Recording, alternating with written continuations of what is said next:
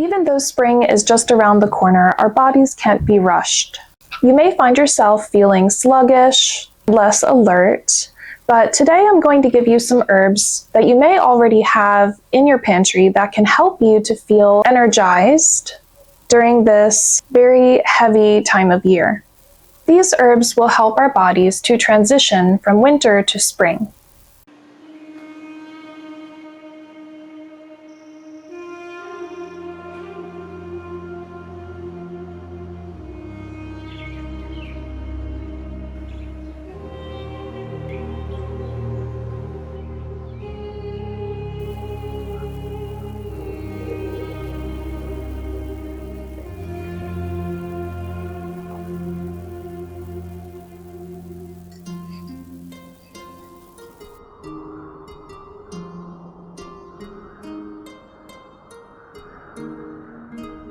Hi, my name is Jessica and welcome to the Apothecary. Please remember to like and subscribe to this channel for more wellness videos like this one and to help this channel grow.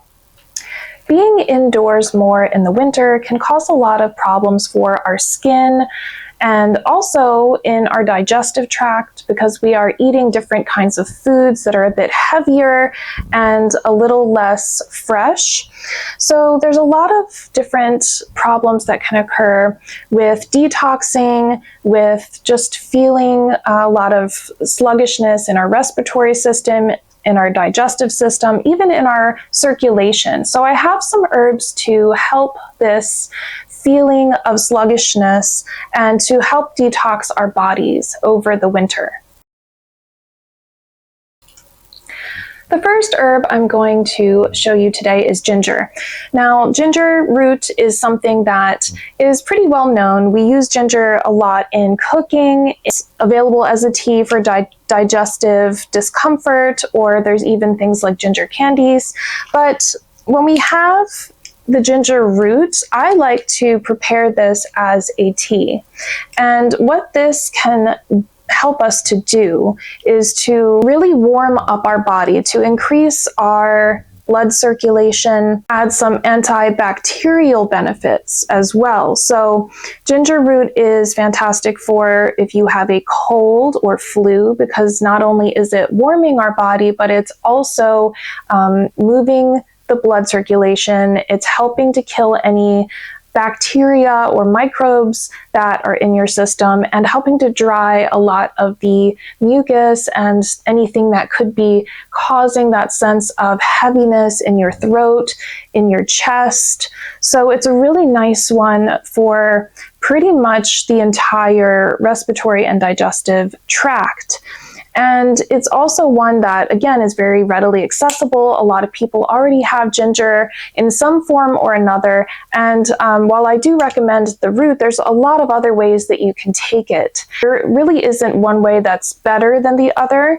But if you make it in the form of a tea, it's a little bit more coming into contact with your mouth, your throat, going into your digestive tract from there. So you can take other forms of it, such as an extract, although an extract may not have all of the same properties because it's not using the entire plant. You can use a tincture, which is a more of a liquid extract, or you can use it in its raw form that you can get from the grocery store. But ginger is one that really makes you feel less cold during the winter too, which is another plus because it's helping to warm up our body from head to toe. It'll help improve your circulation so your hands and feet are a little bit warmer and just make you feel a little bit more energized as a result of all of these different health properties that it has. It also helps to detox the digestive tract as well. So if there's anything that's kind of any kind of viruses or bacteria that may be in your stomach or digestive tract, it can help to flush those out. The next herb I have to show you is cinnamon, and cinnamon is another one that is readily available that most people know of and have. They're comfortable with using in baking, but in the form of cinnamon sticks, we have a lot more options. So if you can obtain true cinnamon sticks, that is the best way to use this particular herb, because you can then grind it, use it for cooking, or you can break apart the cinnamon sticks and use them to make a very potent healing tea. Cinnamon also has a similar effect that ginger has, because it is very warming. It does stimulate, and it has immune boosting properties as well. Also helps with sluggish digestion and energizing. It also helps with cold and flu. So there's a lot of overlap between the two. Ginger is typically the one more used to help with nausea, but they both do similar things. They have similar properties. Cinnamon's a bit strong in terms of the flavor if you use a lot. Ginger also has that capability, as it is a spicy kind of herb. So the way that cinnamon helps to assist with any sluggishness in our body is through gentle stimulation of our metabolism. So it's helping to move our metabolism to a place where we are being a bit more efficient in the way that our body is using fuel, and also it can help with things like blood sugar maintenance. There's also an antibacterial property in cinnamon called cinnamaldehyde, which helps with killing certain viruses. So again, it's great to have if you are going through any kind of illness that you feel may be related to any kind of bacteria, or you just feel that you're coming down with something and you need something to kind of assist in helping with certain symptoms associated with running nose, coughing, things of that nature. There's also two different types of cinnamon. There's Ceylon and Cassia, and both of them are actually used medicinally, although Ceylon is the one that most people tend to use for the health benefits, as Cassia can actually be a bit harsh in some ways, or it can be a little stronger in certain ways than the Ceylon. So when purchasing, it's just good to know the differences between the two. Another benefit of using cinnamon is that it has a lot of properties that helps with any inflammation that's happening. So if you have been feeling kind of sluggish, there could be some inflammation that's causing that sluggishness. And the cinnamon can help to really soothe and remove that inflammation so that it's not causing your either your digestive system or your respiratory system to have that inflammation. And generally, when using cinnamon for this purpose, like you're making a tea with it, you'd use about 3/4 of a teaspoon per day. You don't need a lot of it because it's very strong, so you could just take some of the bark and put it in a tea, let it steep for about 10 to 15 minutes, and then you have a nice cinnamon scented tea. And you can also add other things to make it to your taste. You could even add some, dried orange peel or something like that. That would really add a nice flavor. You can add a little green tea. If you have green tea around, you can add that to it. There's a lot of other herbs that you can also combine it with just to make a nice tasty tea that will also help to clear all the sluggishness that you may be feeling. The next herb that we have is thyme, and this is actually one of my favorite herbs to work with. I have a lot of favorites, but thyme is such a classic herb. It's very easily grown and obtained, even if you're not growing it. And this one really helps with cold and flu season. It's a great safe herb as well to use with children. And I take the thyme that I grow and I dry it out and I break it into small pieces that I can use in either making tea or cooking with. I like to use the whole herb, so if possible, trying to get the stem as well, because the stem actually holds a lot of medicinal value and makes a stronger flavoring too, even if you're just cooking with it. Okay, thyme leaves are very tiny and they are very potent. They have a lot of flavor, a lot of scent, and you can further crush them up, or you can just use them whole as is like this. But you can use this in different forms. Again, having the herb itself, whether dried or fresh, is really beneficial to use it that way because you're getting a lot more of the medicinal properties. Thyme is, in my opinion, one of the best ones to use when you start feeling any kind of cold or flu happening. And it also really makes you feel supported if there is any kind of discomfort in your respiratory tract. Thyme is a really great one to use. It'll help with coughing. I like to use it for coughs for my children as well because it's very safe, although it does have a strong flavor, so they may not enjoy the taste. But as a tincture form, it is a really great cough remedy. And I do sell these tinctures. I use them all the time myself and in our household.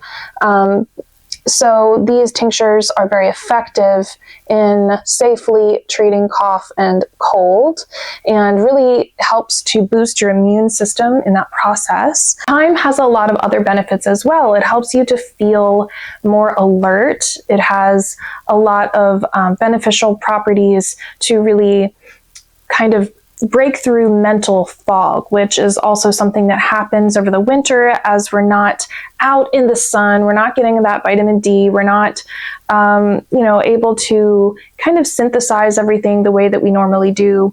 And thyme kind of helps to cut through some of those days where we're just feeling tired or sluggish and we don't really know why, or we're battling a little bit of a cold or infection.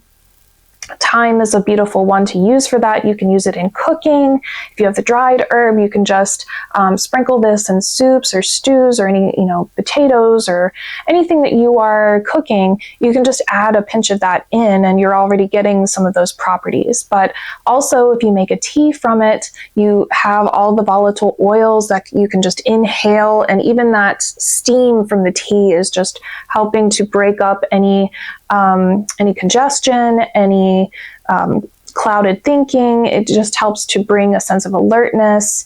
Thyme has also been studied for brain health, so it's another one that's great for your brain, for cognitive thinking, and it's just a very protective and healing herb for a lot of different things. Thyme is also antispasmodic, so it helps with things like cramps, headaches, and muscle soreness and fatigue. It helps the immune system. It actually has things like vitamin C in it and manganese, vitamin A, copper, and iron. So it actually has a lot of nutritional value in it. So when you're consuming it, whether as a tea or putting it into your food, you're actually getting a vitamin boost there as well.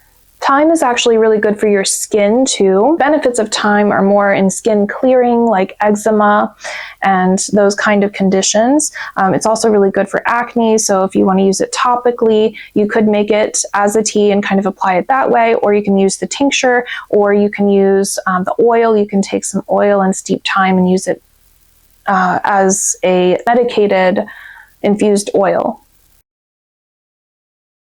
The next herb is rosemary. And again, this is another very familiar herb that you may have heard of and seen you've used in cooking, but this is in its kind of raw form. This is one that I harvested in late summer, and rosemary is incredibly beneficial this time of year because it's very focused on helping to improve our mental state. Rosemary is great when you inhale the steam or when you're cooking with it. The volatile oils just rise up and can really make you feel more alert, similarly to thyme. But rosemary has also been studied for things like Alzheimer's disease, as it's really good to help with memory loss and things of that nature. It really helps to bring our awareness into the present and to clear things up. Of course, rosemary is a great stress reliever too. It really just helps us to feel more calm and relaxed. And again, that has a lot to do with the association with the brain and our cognitive health. Another thing that links rosemary to the head area is that it's often used for our hair growth. And a lot of companies will take rosemary, infuse it in oil, or take the extract, and then you can apply that to your scalp. And this is easily done if you get a rosemary tincture. You can apply that to your head or hair. You can also take rosemary and steep it in some oil. And even better, you can take it and put it in vinegar and apply that to your scalp if you don't mind the smell, and that will really boost your hair growth. So if you're struggling with that, it may be worth a try. It's also really good for your hair, so it makes your hair healthier and shinier and stronger. So rosemary has a lot of uses. Of course, culinarily, it's wonderful. You can use it in any kind of cooking that you do. You can make a nice tea out of it that's very potent, but also again with those volatile oils that really help to break up congestion, to make you feel more alert and less sluggish. Rosemary can also help with things like bloating and gas. It's really good for that carminative action to help our digestive system. And the last herb that I want to show you today is burdock root. Now this one is a little harder to come by. The other herbs, they're a little bit more easily found and accessible. It does depend on your area as well. And if you do grow the plant, this is from a plant that I grew myself and processed. And it's a process that can take 1 to 2 years. But burdock is amazing for your skin, your hair, and your digestion, because it can help to fix things like leaky gut syndrome, which causes a lot of problems in all of these areas.